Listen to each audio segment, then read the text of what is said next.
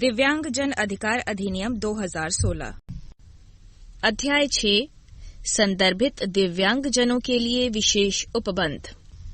संदर्भित दिव्यांग बालकों को निःशुल्क शिक्षा। नंबर 31 की उपधारा 1 निःशुल्क और अनिवार्य बाल शिक्षा का अधिकार अधिनियम 2009 में अंतर्विष्ट किसी बात के होते हुए भी 6 वर्ष से 18 वर्ष तक का संदर्भित प्रत्येक दिव्यांग बालक का निकटवर्ती विद्यालय या उसकी पसंद की किसी विशेष विद्यालय में निःशुल्क शिक्षा का अधिकार होगा। 2009 का 35।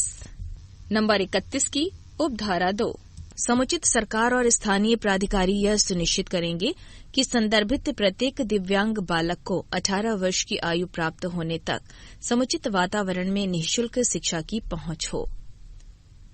उच्च शिक्षा संस्थानों में आरक्षण। नंबर 32 की उपधारा 1 उच्च शिक्षा की सभी सरकारी संस्थाएं और सरकार से सहायता प्राप्त कर रही अन्य शिक्षा संस्थाएं संदर्भित दिव्यांगजनों के लिए कम से कम 5% स्थानों को आरक्षित रखेंगी। नंबर 32 की उपधारा 2 उच्च शिक्षा संस्थाओं में प्रवेश के लिए संदर्भित दिव्यांगजनों को ऊपरी आयु सीमा में 5 वर्ष तक शिथिलता दी जाएगी। आरक्षण के लिए पदों की पहचान। नंबर 33 समुचित सरकार। इसके अंतर्गत रोमन नंबर 1 स्थापन में ऐसे पदों की पहचान करेगी जिन्हें धारा 34 के उपबंधों के अनुसार आरक्षित रिक्तियों के बाबत संदर्भित दिव्यांगजनों से संबंधित प्रवर्ग के व्यक्तियों द्वारा धारण किया जा सकता है। रोमन नंबर 2 ऐसे पदों की पहचान करने के लिए संदर्भित दिव्यांगजनों के प्रतिनिधित्व के साथ विशेषज्ञ समिति का गठन करेगी। रोमन नंबर 3 पहचाने गए पदों का 3 वर्ष से अनधिक अंतराल पर आवधिक पुनर्विलोकन करेगी। आरक्षण। नंबर 34 की उपधारा 1 प्रत्येक समुचित सरकार प्रत्येक सरकारी स्थापन में नियुक्ति के लिए संदर्भित दिव्यांगजनों द्वारा भरे जाने के लिए आशयित पदों के प्रत्येक समूह के प्रवर्ग में कुल रिक्तियों की संख्या का 4% संदर्भित दिव्यांगजनों के लिए आरक्षित करेगी। क अंध और निम्न दृष्टि। ख बधिर और श्रवण शक्ति में ह्रास। ग चलन दिव्यांगता जिसके अंतर्गत प्रमस्तिष्क घात, रोग मुक्त कुष्ठ, बौनापन, तेजाब आक्रमण के पीड़ित और पेशीय दुष्पोषण भी हैं। घ स्वपरायणता, बौद्धिक दिव्यांगता, विशिष्ट अधिगम दिव्यांगता और मानसिक रुग्णता। अंग प्रत्येक दिव्यांगता के लिए पहचान किए गए पदों में खंड क से खंड घ के अधीन व्यक्तियों में से बहुदिव्यांगता जिसके अंतर्गत बधिर अंधता भी है। परंतु यह कि प्रोन्नति में आरक्षण ऐसे अनुदेशों के अनुसार होगा जो समय समय पर समुचित सरकार द्वारा जारी किए जाते हैं। परंतु यह और कि समुचित सरकार यथास्थिति मुख्य आयुक्त या राज्य आयुक्त के परामर्श से किसी सरकारी स्थापन में कार्य करने के प्रकार को ध्यान में रखते हुए अधिसूचना द्वारा और ऐसी शर्तों के अधीन रहते हुए यदि कोई हो जो ऐसी अधिसूचना में विनिर्दिष्ट की जाए किसी सरकारी स्थापन को इस धारा के उपबंधों से छूट प्रदान कर सकेगी।